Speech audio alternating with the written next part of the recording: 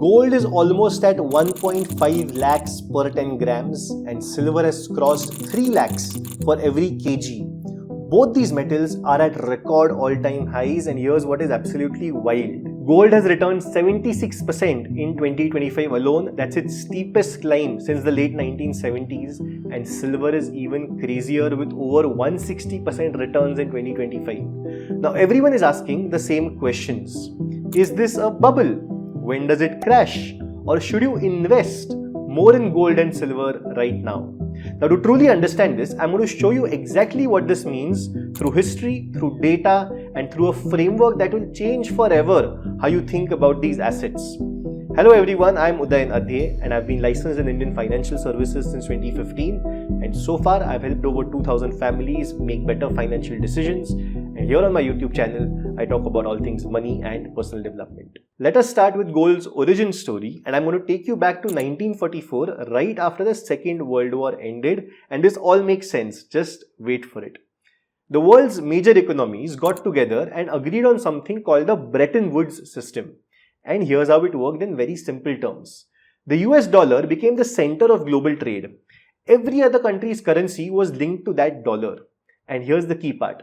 Foreign governments could walk up to the US and say, here are $35, give me 1 ounce of gold.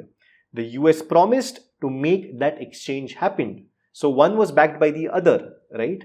Think of it like this. Imagine you go to a wedding and the hosts give you coupons worth, let's say, 1000 rupees each. These coupons have value because the family promises that you can redeem them at specific shops, let's say jewelry stores, for actual gold. The coupon is valuable only because of that promise, right? The coupon by itself doesn't hold value, it's the promise of value. The dollar was like that coupon and gold was that jewelry. The US government's promise to exchange dollars for gold, that promise is what made US dollars trustworthy worldwide. But in 1971, something massive happened. On 15th August, President Nixon made an announcement. He said that the US would no longer convert dollars into gold, and because of that, the gold standard ended. I have directed Secretary Connally to suspend temporarily the convertibility of the dollar into gold or other reserve assets. Why did this even happen in the first place? The US was printing more dollars than it had gold to back them up. Other countries noticed this and started asking for their gold. The US was running out, so Nixon basically said, we are stopping the exchange program. And from that very moment, something fundamentally changed. The dollar was no longer backed by a physical metal like gold that you could actually hold. It became backed by trust. Trust in the US government and trust in the US economy. And you can see how that can create a problem later on, right? This is very, very crucial to understand. Before 1971, if you did not trust the dollar, you could exchange it for gold. After 1971, if you did not trust the dollar, your only option was to not hold dollars, but then world was trading in dollars, or you could buy gold separately as insurance. And that's when gold transformed. It went from being money itself to being insurance against what could go wrong with money.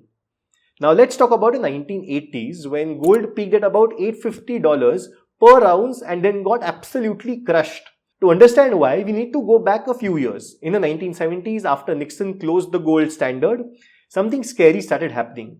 Inflation went out of control. Prices of everything were rising fast.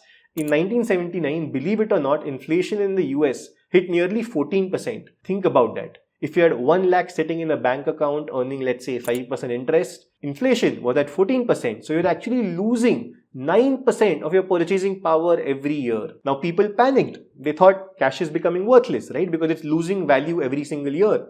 I need something that holds value. And guess what? People rushed to gold.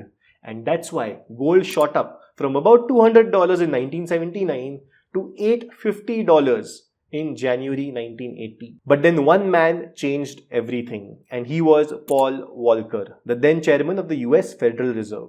Volcker did something very extreme. He pushed interest rates in the US up to nearly 20%. Yes, 20.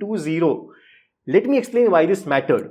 When bank interest rates hit 20%, suddenly cash was not trash anymore, right? If you put 1 lakh in a bank, you would get 20,000 rupees in interest in just 1 year. And since Volcker's aggressive rate hikes eventually brought down inflation to around 3-4%, your money was actually growing in real terms. This is what economists call positive real rates. Real rate is simply interest rate minus inflation. Your money sitting in the bank is genuinely growing in purchasing power. When that happens, gold's appeal vanishes, right? Why would you hold on to gold that pays you nothing per year when your bank account is paying you, let's say, 16% real returns? And that is what killed gold in 1980. It wasn't that gold became worthless, it's that the alternative, holding dollars in a bank, just became extremely attractive. Volcker proved that currency could hold value and trust was restored. Gold's insurance job disappeared. Let's fast forward to 2008. The global financial system had nearly collapsed. Lehman Brothers had failed, banks were going bankrupt, and people were terrified. Governments and central banks responded by doing something absolutely unprecedented. They started printing money on a scale like never before. The US Federal Reserve launched something called as the quantitative easing, basically creating trillions of dollars out of thin air to buy bonds and inject that money back into the economy. People looked at this and thought, if they're printing this much money, the currency will actually become worthless, right? Because just imagine the flood of money in the market. We're going to have massive inflation, maybe even hyperinflation in an extreme situation like Zimbabwe. So they rushed into gold. Gold went from about $800 in 2008 to a peak of $1,920 in September 2011. But here's what happened next. The hyperinflation fear that people had did not materialize. Yes, central banks printed trillions of dollars, but inflation stayed relatively tame in most developed countries. The economy started recovering and the emergency was over. By 2013, 2014, the Federal Reserve started signaling they would actually slow down money printing. This strengthened the US dollar and people realized, okay, the currency collapse that we feared, it's not happening. Gold slowly, as you can imagine, once again lost its urgent appeal. If there was no crisis, why even pay for a premium for insurance? From 2011 to 2015, gold actually fell from $1,920 to about $1,050. Think about it. That is a 45% crash over about 4 years. That pattern was very similar to 1980. Gold surged in value because people feared currency chaos. Gold crashed when that fear proved unfounded and trust in the system, trust in dollars, returned. If you want to apply what I share here on YouTube to your own life and investing, check out my program, The Complete Guide to Mutual Fund Investing. It has all my years of experience of being licensed in Indian financial services since 2015. In it, I've covered topics like how you can select mutual funds to invest in, how to build your mutual fund portfolio, a much deeper dive than this particular video, what is an SWP and how to plan for your various goals, among other topics as well. The guide also has Excel tools like this one where you just enter the goal that you have, the money that you require for it, and it automatically tells you, factoring in inflation, how much you need to invest per month from now onwards and which mutual funds to go for to save for that goal. Once you sign up for the guide, you'll also be part of our monthly live Q&A sessions where I answer all your doubts. To check out the program, go to the first link in the description and the pinned comment. I'm going to share 3 conditions that are required for a real gold crash. Based on 2 historical examples, you can create a simple framework. A proper sustained gold crash usually needs all these 3 conditions to happen together. First up, positive real rates that actually stay positive. Real rates are simply interest rate minus inflation, like I told you. So if your bank gives you 7% interest but inflation is 5%, your real rate is only 2%. That's positive. Your money is actually growing after adjusting for inflation. When real rates turn positive and stay that way for a sustained period, say a year or more, people feel comfortable holding cash. There's more trust in it.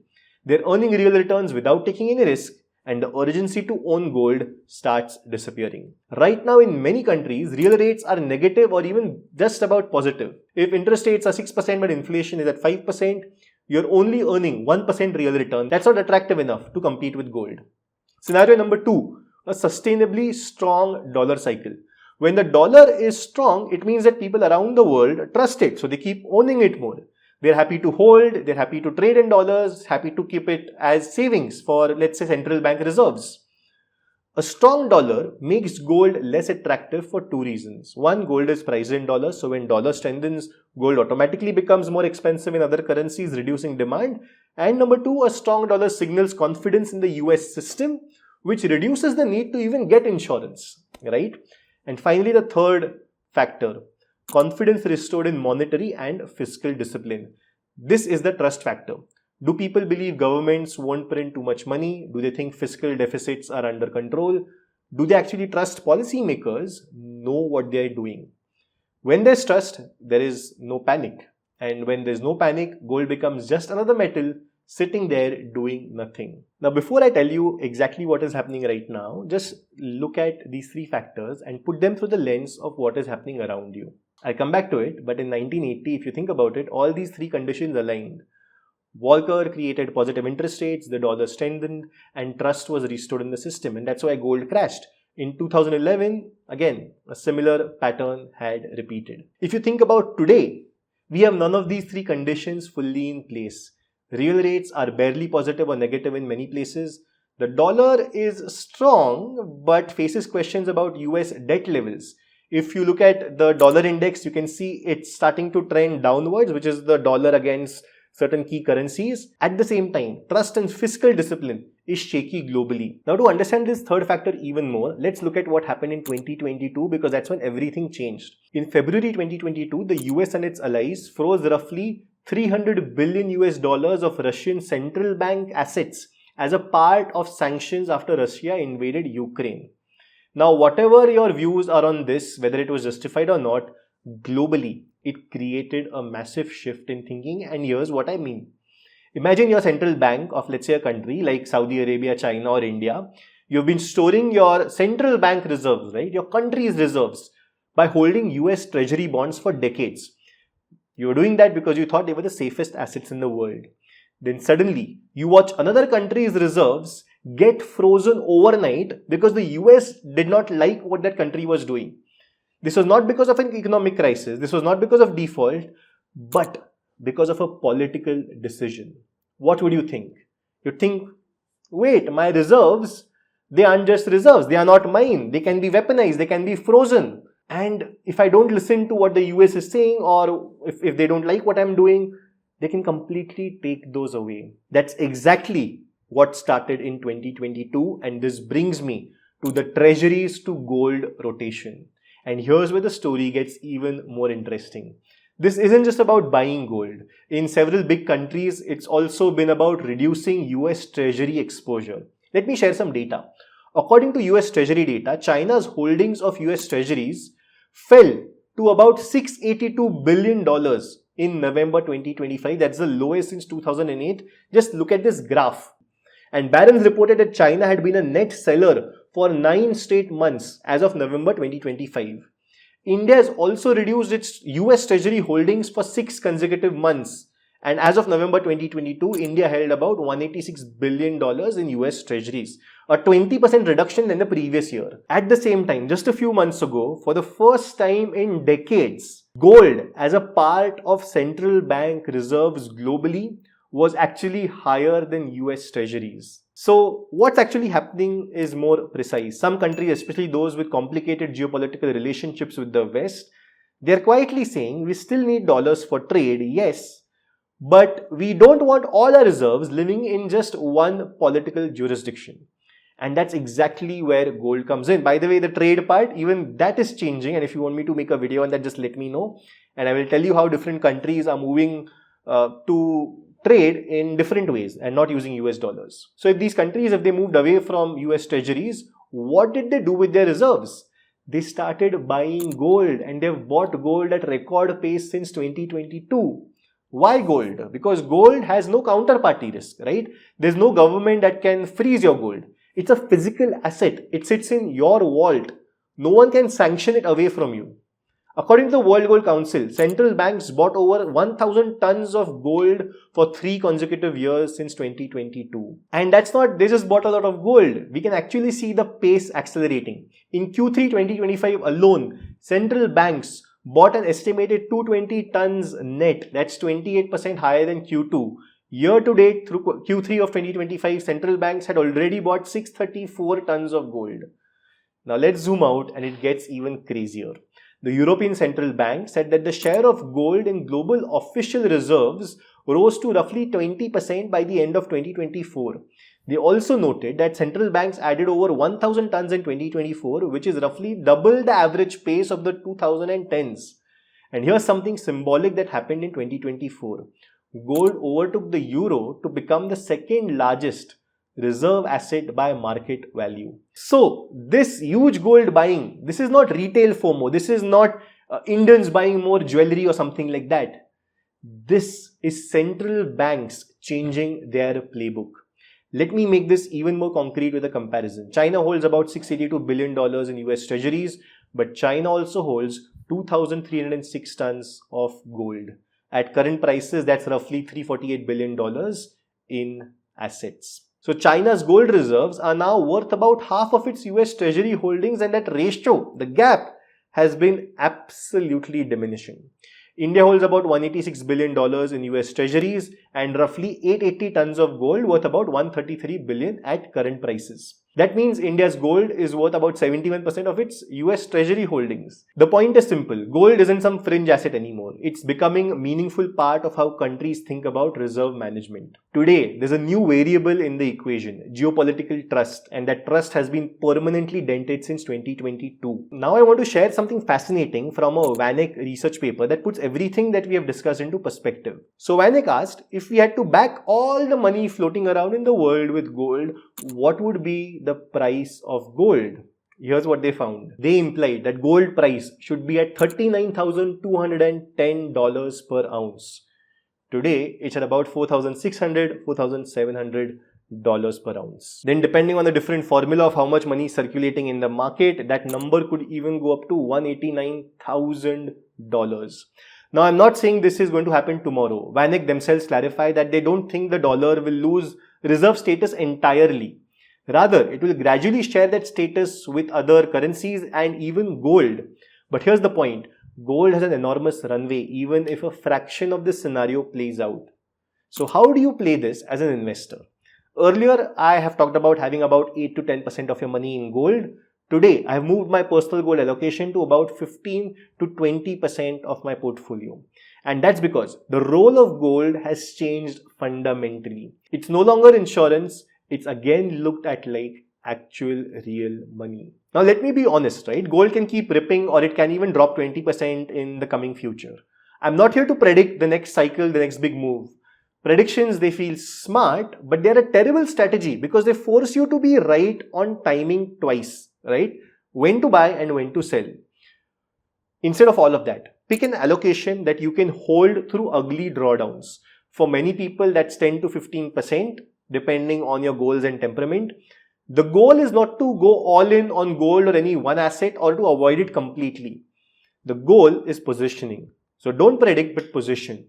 Own a sensible amount so you're not dependent on a single outcome, a single country, a single policy or a single asset. Rebalance occasionally, stay humble if you get things right, and let diversification do the boring work that prediction cannot. And if you enjoyed watching this video, then check this one out where I share with you my 3-bucket money system of how to go about investing if you are starting from zero today.